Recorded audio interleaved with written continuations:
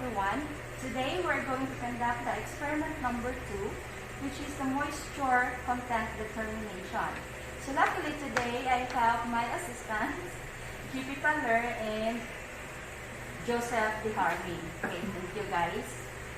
Okay, so the objective of this experiment is to introduce to the students the correct procedure in determining the water or moisture content of a given soil sample. Okay, we need the moisture cans. So I have here 3 moisture cans. Then we have the oven right there and grading scale. Okay.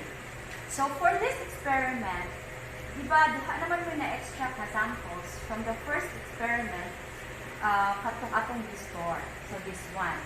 So this is my middle soil sample, then the top soil sample, and the bottom soil sample. So from these stored samples, ato siyang i-proceed for moisture content determination.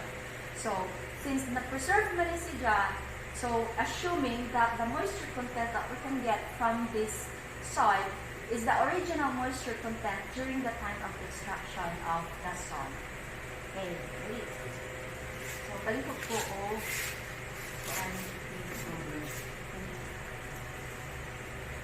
But first, we need to gather the data.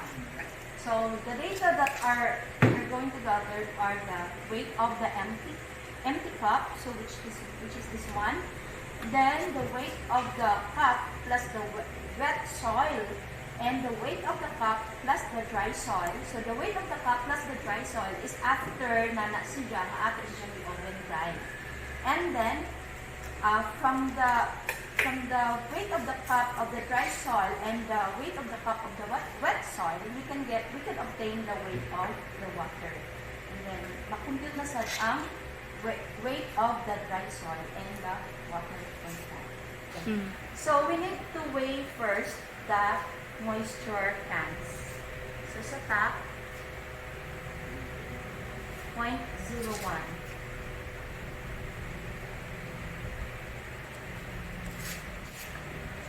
Middle, 0.01.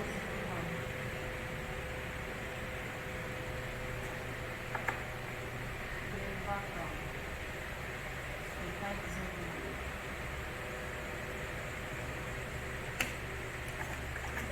So that is in 0.01 kilograms. Kilograms long.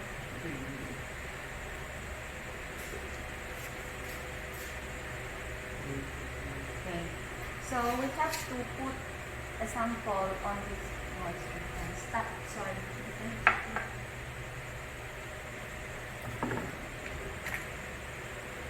Spatula ganun pa kayo.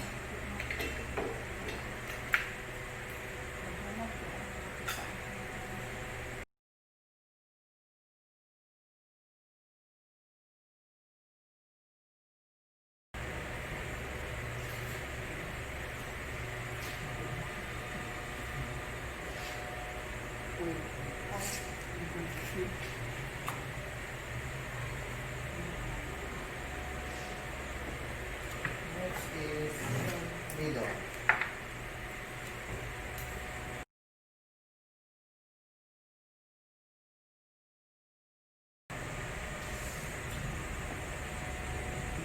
Point 18.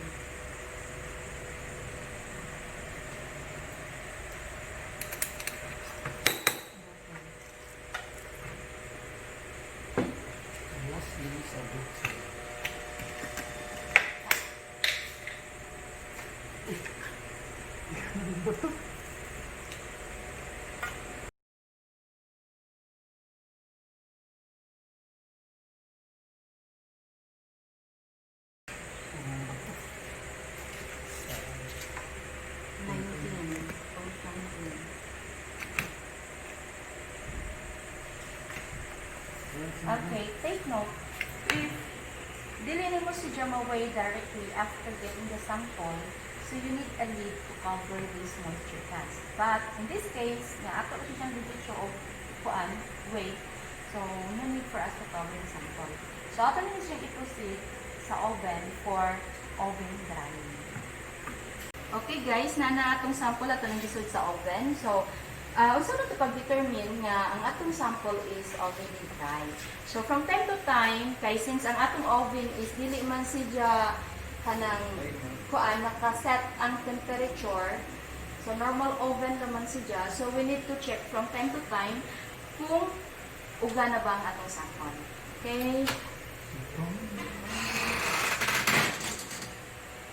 Cut. Okay, so we're going to check if our soil sample is okay. So, ato na lang manual yung tanaw if wala ba yung moisture. So, careful guys ha, kay init siya.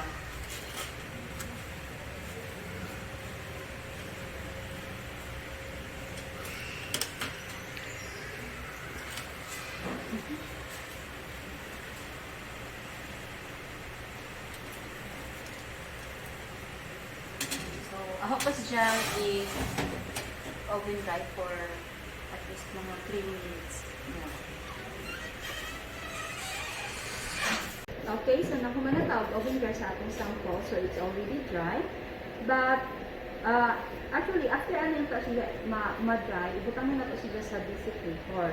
So since we don't have desiccator, so ato lang siyang pabugnawan sa before nato siya i-subject for waiting.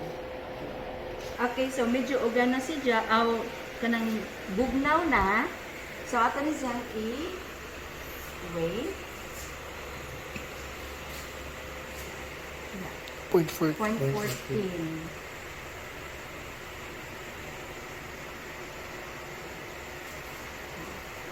Next is The middle. Middle sample. 0.17.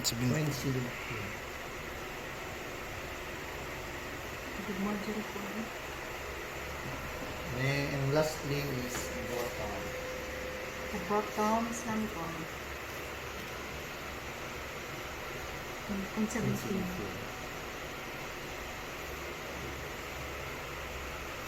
Okay. So we already gathered the data that we need to get the moisture content of the sample. So these are the data nga na-gather nato. So we have the weight of the empty cup, which is 0.01 kilogram, 0.01 kilogram. So pareha sila, 0.01 kilogram.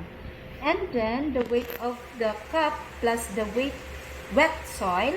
So one is a cup, 0.15 kilograms, 0.18 kilograms ang middle, and 0.19 kilograms ang bottom. And then the weight of the cup plus the dry soil. So this is after na natin the oven dry. So na natin 0.15 kilograms. Ang sa middle, we have 0.17 kilograms. And then for the bottom is we have 0.17 kilograms. So we can get the weight of the water. So just by subtracting the weight of the cup plus the wet soil minus the weight of the cup plus the dry soil. Okay. Then to get also the weight of dry soil is to subtract the weight of the cup plus the dry soil minus the weight of the cup, empty cup.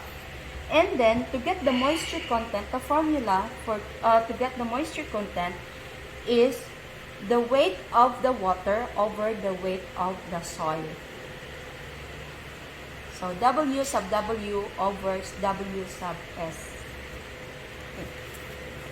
In your home, so you have to conduct the moisture determination using your samples that you obtained from the experiment number 1. Okay, thank you. See you next